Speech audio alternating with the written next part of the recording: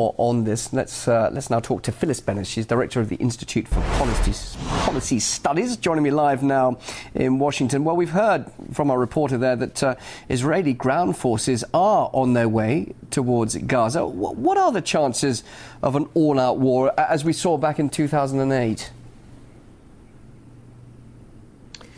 Well, I think we have to be very clear that when we speak of an all-out war like Cass led, it was a very one-sided war. If you look at just the casualty figures of that horrific 3 weeks of the Israeli assault on Gaza, there were more than 1,400 Palestinians killed, the majority of them civilians, and there were 13 Israelis, of whom 7 were civilians and 5 of them were killed in friendly fire. So the disparity of casualties, and we're seeing it again now, is enormous. This is a very dangerous moment if we again look back to Cass led as a model. There's some timing parallels. In both cases, the Israelis launched their attack shortly after the U.S. elections and shortly before the U.S. was about to swear in a president at the inauguration in January, and just before Israeli elections were scheduled as well. So there's no question that this has something to do with Israeli politics. We also should remember, though, that then Secretary of State Condoleezza Rice, when asked about the urgency of the need for a ceasefire in Gaza because of the human suffering that had gotten already so dramatic, her answer to the United Nations was, "We don't need a ceasefire yet."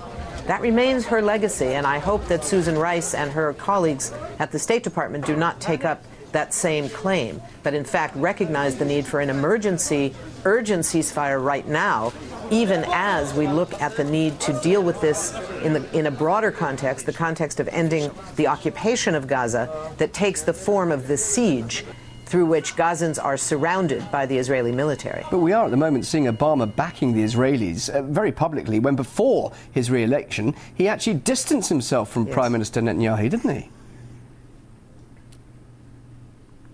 He did, but I think it was important to recognize that that distancing was very much at the level of the relationship with Bibi Netanyahu. It never was a strategic distancing from Israel. The Israeli president, for example, has already said that President Obama has done more for Israel in terms of military aid, protection at the United Nations, support for Israel's anti-missile defense system, the Iron Dome system, that in all of the important ways, he put it, President Obama has been one of the most supportive of all U.S. presidents.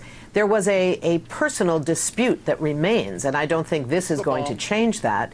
I think that President Obama is undoubtedly still very angry at Prime Minister Netanyahu for launching this right at this moment, where things are so tense on the border with Syria, where things are tense throughout the region, and where there is a great deal of political uncertainty going on as a result of now this current escalation, but even before this, because of the militarization of the situation in Syria. Yes, you put this in context of the region itself and how unstable it is, and of course the tensions between Israel and Iran. Well, where could all this lead? Is this really a dangerous situation we're seeing now, Phyllis?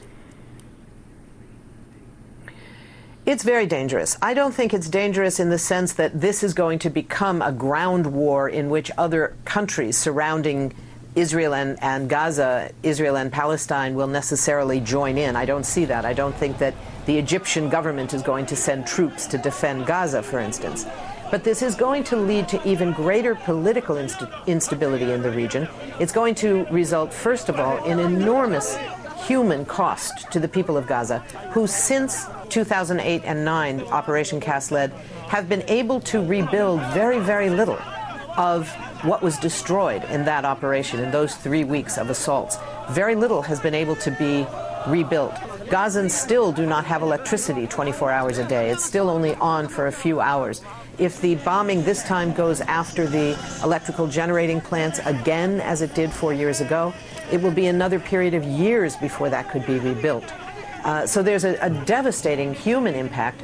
On the political side, we're likely to see a much greater distancing between the Israeli and Egyptian governments. I don't think, as I said, that we're going to see an engagement of the Egyptian government directly militarily with Israel, certainly, but some kind of a reconsideration of the Camp David Accord and its terms. are a likely follow-up to the Egyptian decision to withdraw its ambassador from Tel Aviv, which it did just yesterday. So I think we're already seeing an increase in the instability at the political side. Many factors at play. Thanks so much for explaining how you see the situation. Very interesting. Phyllis Bennis, the Institute for Policy Studies, joining me there in Washington. Thank you. Thank you. Well, the American